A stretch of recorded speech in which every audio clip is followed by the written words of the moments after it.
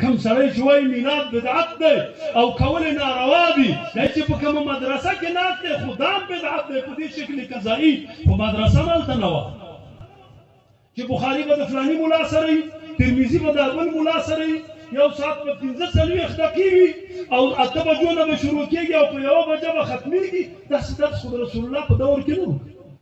دا چې دی سهار درس کوي او ماسپښین یې نه کوي خو دا هم بدعت دی دا خو ملته نه و او دا دی چې کوم ترجمه یې شروع کړې ده د درس قرآن د شعبان په 10مه یې شروع کوي او د رمضان په 15مه یې ختموي خو دا ترتیب ملته نه و دا خو بیا بدعت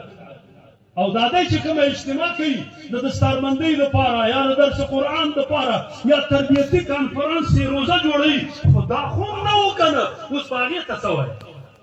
نو هلته به خامخا وایي که هیئت قضایي نه وه اصل خو یې موجود و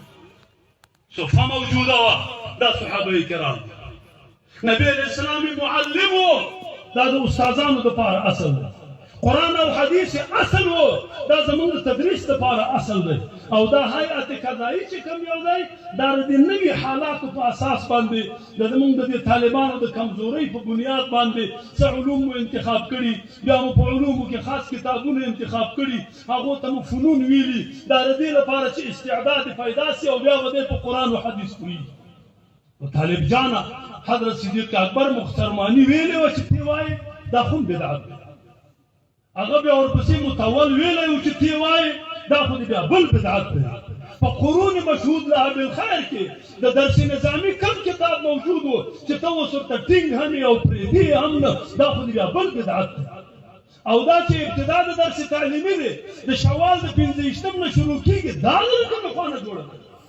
نو خامخا به دلته وایي دا د مصالحو لحاظ دی دا د ضرورياتو لحاظ نه دی دا مصلحتونه دي د خلکو استعدادونه کمزوري دي چې دغسې تربیه یې په نحو ونیسي په صرف باندې ونیسي بیا منطق ونه وایي بیا دغه کتابونه ونه وایي دی بیا اخر کې په قرآن او په حدیث نه پوهېږي د دې وجې نه مو دا ترتیب ورته جوړ کړی نو خو موږ هم وایو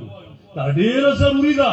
چې زما او ستا په عمل کې د نبي علیه السلام د سیرت بیان او د سیرت رڼا د ورایه معلومه سي دا د همدغې لپاره تاسو د جمعې په ورځ چې دا ملا د اول اذان نه وروسته او د دویم اذان نه مخکې لګیا 1 ګنټه تقریر کوي ولې د نبي اسلام په دور کې دا شرط و دغه محدثین ناست خو نه وو په اول اذان به اوسو بین یدی الخطیب او بیا به نبی علیه السلام 2 خطبې وویلې بیا به یې مونځ دا 1 ګنټه په پښتو تقریرونه دا 1 ګنټه په فارسي تقریرونه دا د هغه اذان نه چې حضرت عثمان رضی الله عنه رایج کړی د دویم اذان نه مخکې پورې دا چیرې والته خو دا نه و نو اوس ولې علما یې مستحسن ګڼي خو په عربۍ دا خلک نه پوهېږي مونږ وایو دا خلک یو مسله به یې زده کړي وخته دې راشي د رسول الله په حدیث په عمل وشي چې تاسو جمعې مانځه ته وخته لاړ شئ غسل هم وخته وکړئ اودس وخته وکړئ د وخته ولاړ شئ هلته کې او دا چې همدلته راځي او حلقې ناست دي خپل مجلسونه د هغې په ځای دا دی چې ملا صاحب ورته یو مسله بیانوي نو ما هو المقصود دا دی ورونو دغه مجلس د جواز دپاره چې موږ دلایل وایو موږ وایو یو دلیل دا دی چې دا سبب د نشر د علم